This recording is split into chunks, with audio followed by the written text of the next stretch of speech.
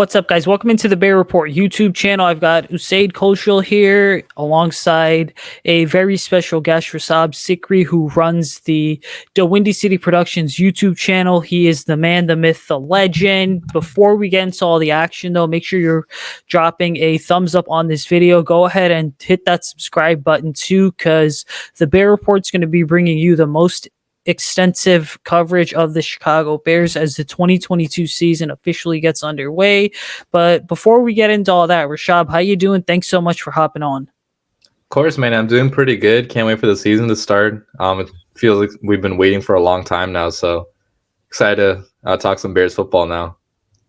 Absolutely. I'm excited too. I mean, there's a lot of action going on at Halas Hall over, I want to say, the last 24 hours. Everyone had kind of circled July 26th, I'm sorry, is kind of the big report date. But I think when you look at it, right, 11 o'clock last night, the Bears agreed to terms with Jaquan Brisker. 8 to 9 hours before that, you had the whole fiasco with Roquan Smith and him holding out. And then the Bears signed the offensive lineman, Michael Schofield. This morning, they brought in Riley Reif, another offensive lineman.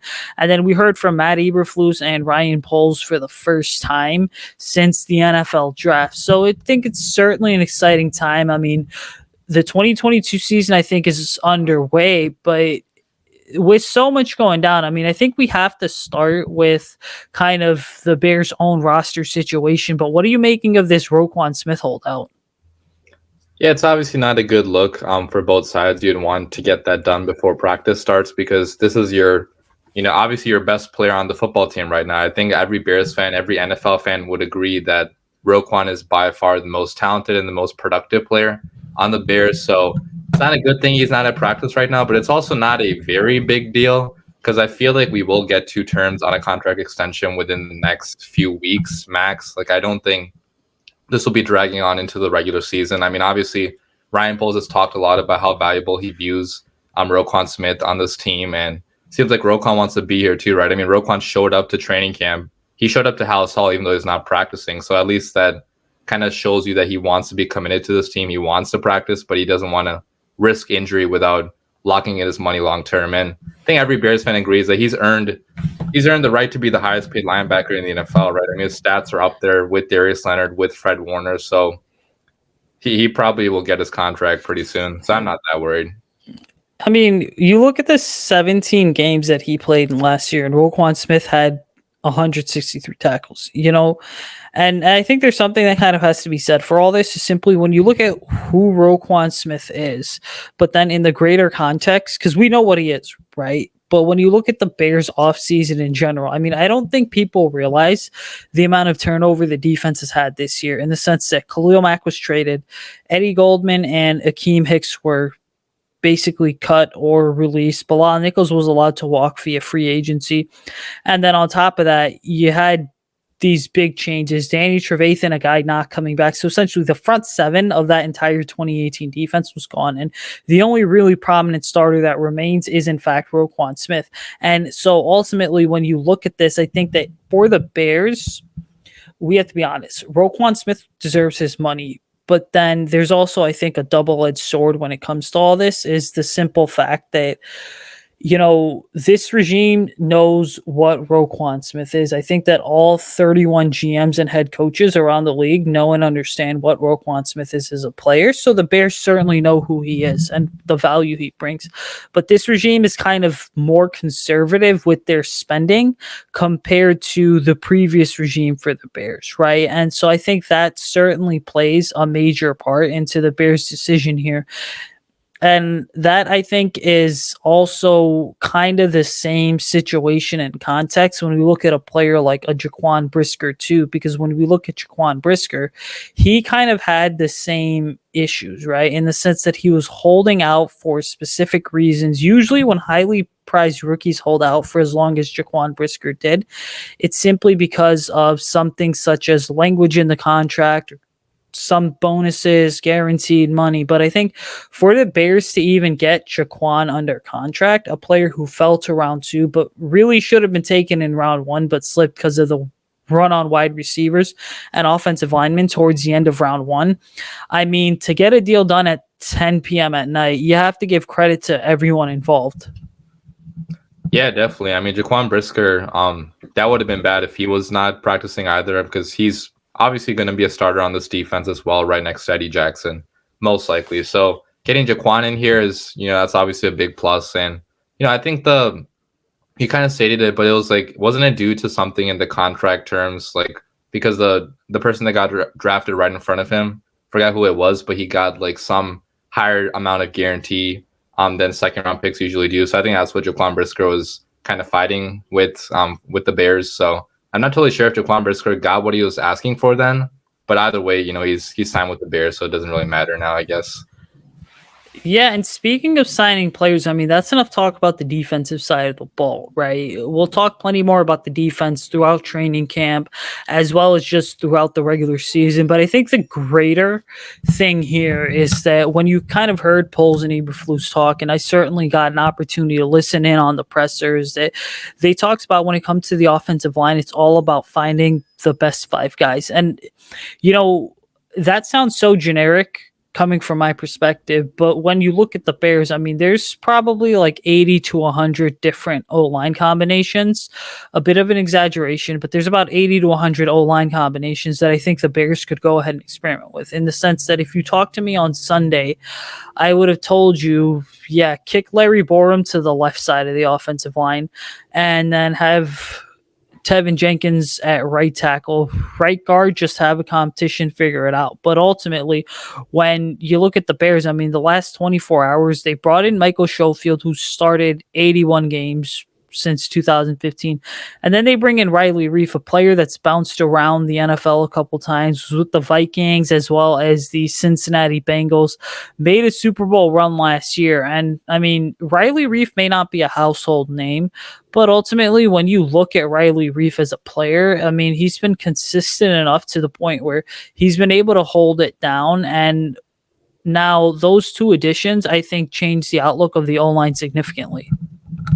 Yeah, definitely. I mean, like you mentioned, they kind of give the Bears now a floor at the worst, right? So if we don't have our younger guys, like if Tevin Jenkins, Larry Borum, if Braxton Jones don't take steps forward like we think, like we want them to, it's not necessarily going to be the end of the world, right? Because now we have, a veteran that's played a bunch of offensive tackle already in the past, and he played with the Bengals last year who went to the Super Bowl. So getting guys in here with experience, it's obviously going to help Justin Fields because, obviously, even though this is not a contention year, like I don't think any Bears fan in the right mind thinks we're going to, go to the Super Bowl this year, do anything that special. You still want to surround Justin Fields with enough in front of him where he can still develop, where he can still have, a functional offense, because last year we didn't have a functional offense at all. And part of that was due to Matt Nagy and his play calling, but another part was due to our offensive line play just being very bad and having rookies in here. Older guys just shuffling in and out, not having anybody really proven there.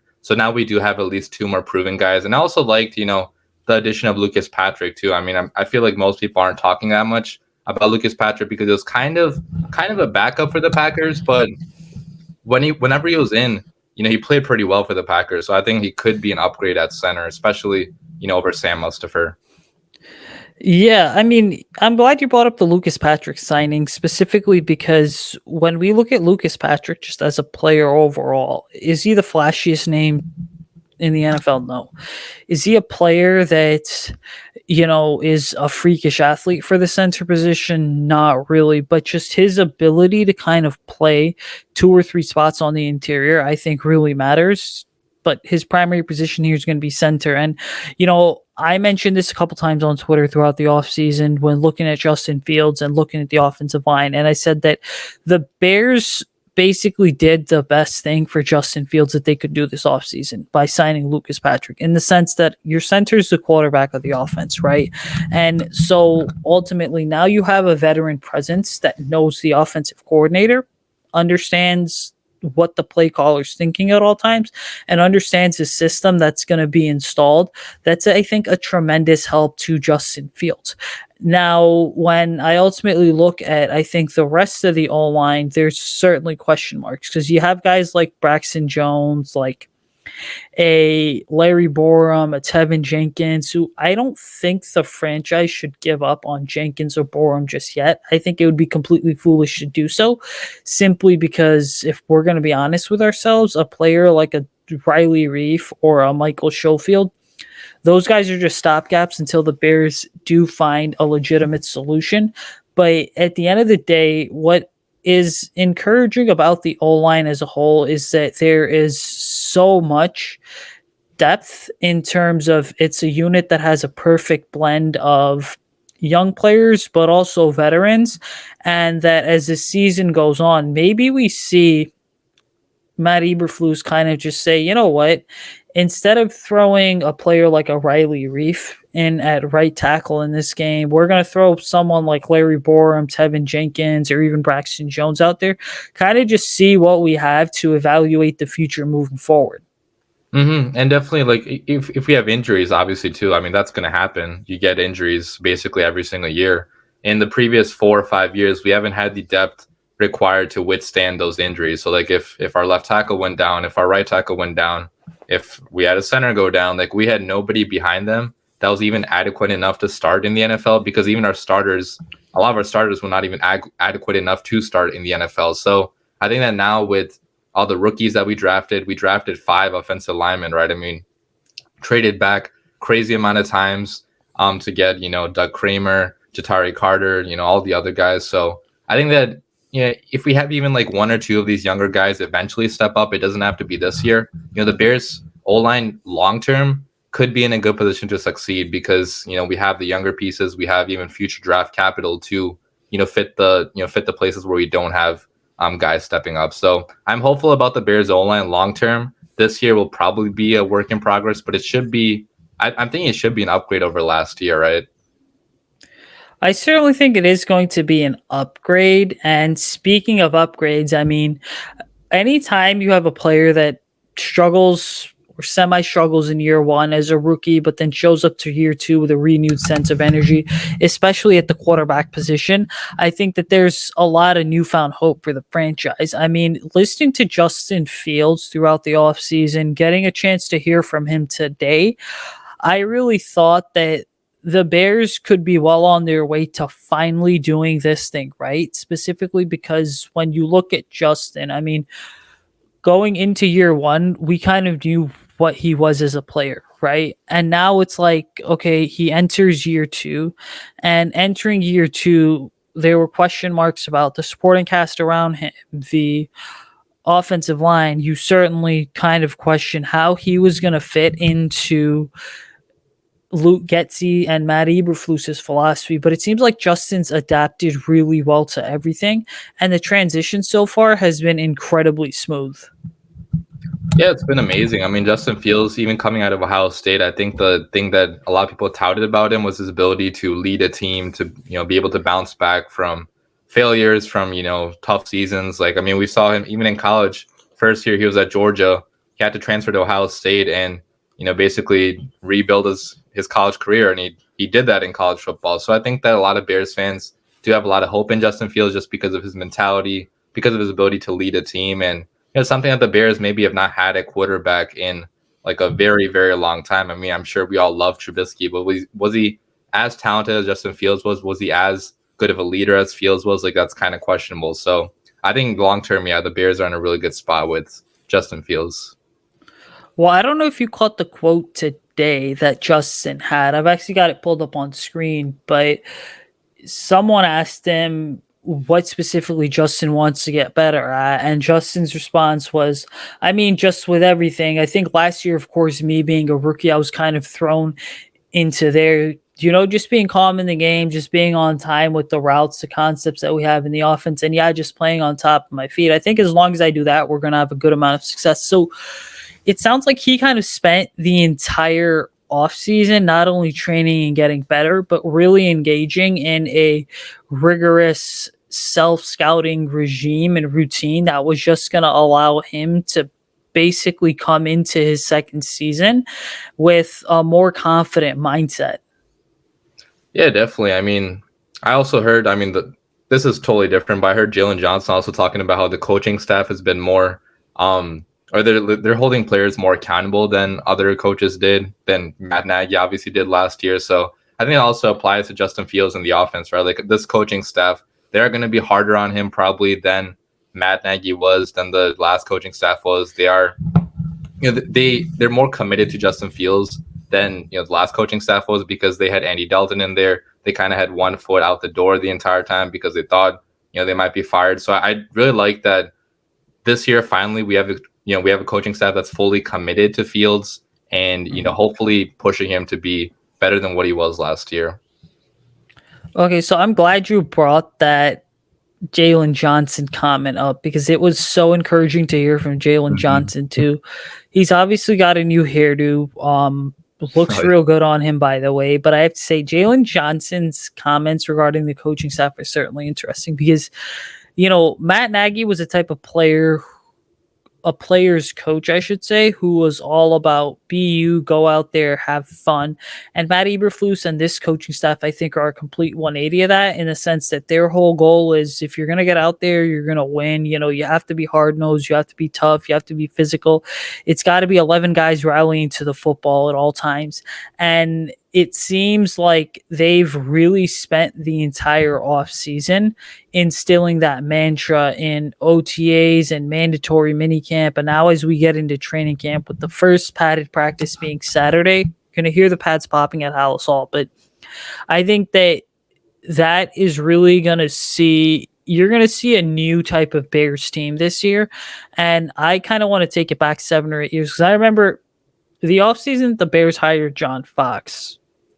The vibes weren't similar, but the vibes, I think, were that the Bears were going to be a hard-nosed physical team. And there were times throughout the Fox years you saw that. It's just this team didn't have the talent necessarily to always be playing hard-nosed and physical. And now you fast forward with Eberflus and Poles, they've got more than enough talent year one going in as a first-year general manager head coach combo than a lot of previous Bears GMs and head coaches had to really be able to make this thing successful. But Eberflus has mentioned, let's build the foundation and then go from there. And I think that what you're seeing is part of the foundation isn't just about finding the right players and building upon players that you already have. It's also about instilling these values, such as be hard-nosed, be physical, everyone rally to the football, play fast, know your man, know your opponent, know your role. Those are values that I think are all about an incredibly detailed, but also instinctive and smart coaching staff. Definitely. I mean, the last 4 years, we were trying to find out what our identity was going to be. I mean, you obviously heard Matt Nagy talking about finding the whys like basically every single weekend, and we never found the whys under Matt Nagy. And so obviously we have to play games. Like, this is all, it sounds good on paper, hiring a new coach. We have to see him actually coach, to praise him. But it seems like already in camp, he has, his own philosophy, his own identity that he wants his team to be. Like, we heard about the hits principle, right? Like, forgot what they all stand for, but like every player on the Bears staff right now, on the Bears, roster, they know what the hits principle is, and they've also been acquiring people that they feel like can fit into that philosophy. So I'm not sure if the Bears are going to be good this year, but they should have their own identity that going forward, that's going to really help them in building a strong culture. It certainly is. As we get to the end here, give me one thing you're watching for throughout training camp. I'm watching the wide receiver battle. So, obviously besides Darnell Mooney, like, we have no idea who's going to be number 2, who's going to be number 3. So I'm kind of interested to see, like, is Velus Jones going to pop up? Is Equanimeous St. Brown going to make some plays? Is N'Keal Harry going to rise out of nowhere and revive his career? So there's a lot of receivers to watch that I'll be interested in watching. Yeah, that's a great point. I think for me, it's just getting a chance to continue to look at this new look secondary, right? You've got Jaquan Brisker, Kyler Gordon, and then Jalen Johnson training with Thomas Graham Jr. for about 3 to 4 weeks this summer. Knowing the potential that a guy like Thomas Graham Jr. has, knowing the potential that a player like a Jalen Johnson has, you combine that with, I think, what is going to be a major bounce back season for Eddie Jackson in terms of his ball skills and ball production, and then adding Gordon and Brisker to the mix. I mean, the Bears, I think, are going to prove to the fan base this season that secondary is without a doubt the new pass rush in the NFL in a pass happy league, and that Now you're going to have to start building and understanding the defense from back to front first off in order to have a solid defensive unit. Totally agree. Yeah. I mean, obviously our pass rushing talent right now is not the most is not the best on paper. I mean, we obviously have Robert Quinn that did really well last year, but I think they really understood that you have to build the secondary nowadays because every team has 3-4 wide receivers that can go out there and like torch you every night. So definitely a good thing that Ryan Poles did. Absolutely. This has been a pleasure. Where can people follow you on Twitter and check out your work on YouTube? Yeah, so if you just search the Windy City Productions on YouTube, you can find my YouTube channel. I'll be making content covering training camp and highlight reels and all that good stuff. And my Twitter is at DWCProds. So yeah, thanks for having me on, man. Absolutely. Thanks again for being on. You can follow me on Twitter at Usayd Koshul. Check out the Bear Report website. The link is in the description below. Check out Bear Report on Twitter at Bear Report, on Facebook at Bear Report Scout. Check out the Picks Proposed podcast where we break down college and NFL draft prospects to know each week. Make sure you subscribe to the YouTube channel. It's been a pleasure. Good morning, good afternoon, and good evening, wherever you may be. We will see you guys later in the week when we recap Thursday's practice. But for now, guys, bear down. Have a great rest of your day and peace out. Bear down.